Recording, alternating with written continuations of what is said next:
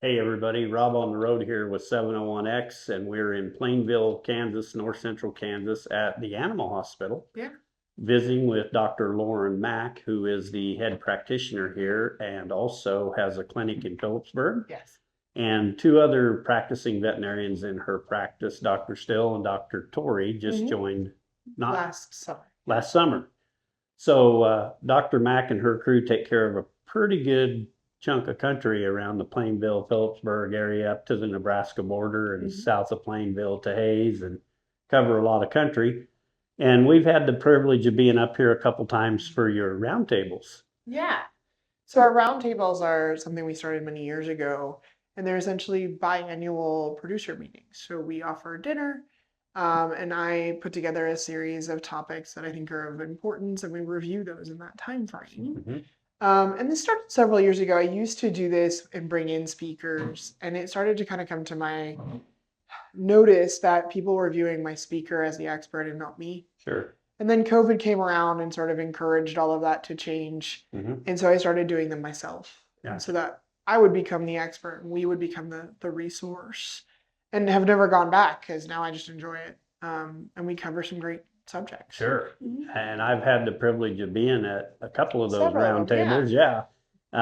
And another thing that Dr. Mack and her crew does is they put out a quarterly Yeah, I would say quarterly. publication called the Back 40, and in that contains different topics for animal health and the situation with the weather and Updates and all sorts of things that we just a have on really informative handout that she provides to her clients, which is a huge help to them. And then 2024 marked a pretty big there. milestone for you guys here at 10 the Animal years. I've Hospital. been here 10 years. Wow, and Mhm. survived. I'm still here. Awesome. So, Doc, tell us some of the things that you feel that you've seen recently that have changed in the industry that are having an impact on the clients and the producers that you see. I mean, there's some of the obvious things that we keep talking about. In 2021, December of 2021, we experienced a fire Mhm.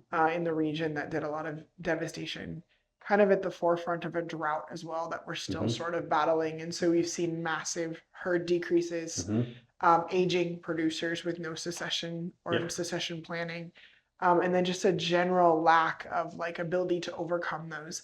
Not desire, not a lack of work ethic, but just the Mhm. resources and the structure to do so. And we do our best to help. But my big herds are down to half or less of what they used to be. Mhm. And we're kind of hoping the next year brings that turn Mhm. as we go. So the talk in the Mhm. industry here lately has been build back. Yeah, We're at a yeah. 72-year low on cattle numbers, Tell me so about it. Yeah. that's affecting everybody, Oh, it's awful. clear down to Yeah, you. it's So awful. you've done some things I think to help spur that along and get Yeah. some of these producers back to thinking about building cows back and getting the numbers back up, which is good.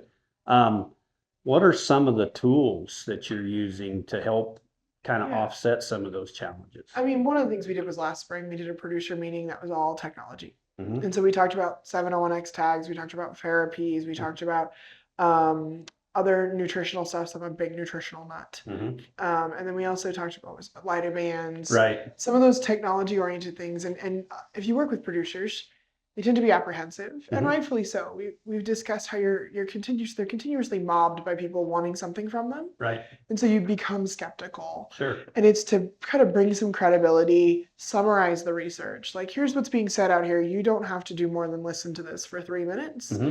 to make your own decision. And what each operation needs is different. Sure. But it's to offer those sort of small insights over dinner or spark ideas. My mentor calls it planting seeds. Sure. And you plant this seed in their brain that there is something out there that can help with this if you choose to pursue Right. that. And over time, you sort of develop that relationship with people where they come to you and go, okay, doc, I have the weird case or the weird problem, or I have this problem. Do you know of something that can help me? Hmm.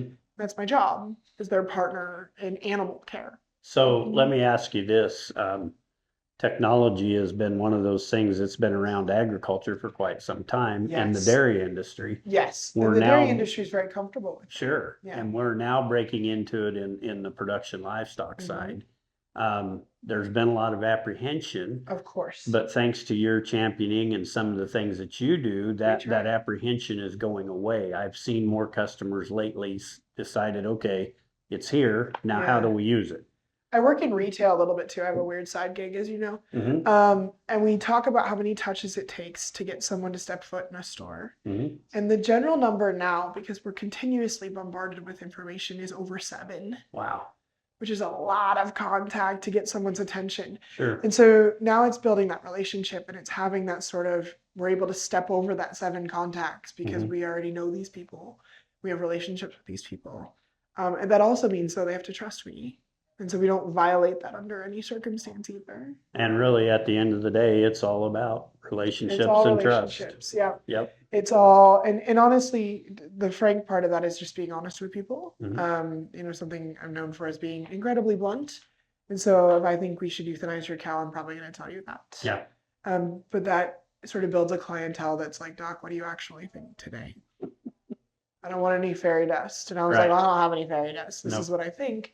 And when you bring technology to the forefront, it has to be something that myself as a veterinarian feels comfortable presenting to my producers. Sure. I'm a little bit of a gatekeeper Right. in that way. Well, that's good that they have that buffer between Yeah. industry and them. Because a lot of times they don't. And Right. They don't have time for crap. Sure. Mhm. Well, I think that that has served you very well in your 10 years of 10 being years. in a practice like you are. And the crew that you've brought on board has certainly Yeah, they're great. fed right into that. I mean, everybody from the office help to Logan to Amy to all of them. You don't last long around here unless you're on the ship. You got to be Yeah, you gotta pretty be on well the ship. vested. Yep. Well, we do appreciate all the Mhm. championing that you do for us at 701X. And we do enjoy the relationship we have because we know that you're not going to sugarcoat it. We're going No. to get it just like it is. No. And we can't fix what we don't know. Hey, I don't even send words. I just send pictures. Sure. Yep. So we do appreciate that. That being said, hopefully everybody will have a Merry Christmas and a You too. Happy New Year. And we want to thank everybody for watching. Absolutely. Thank you.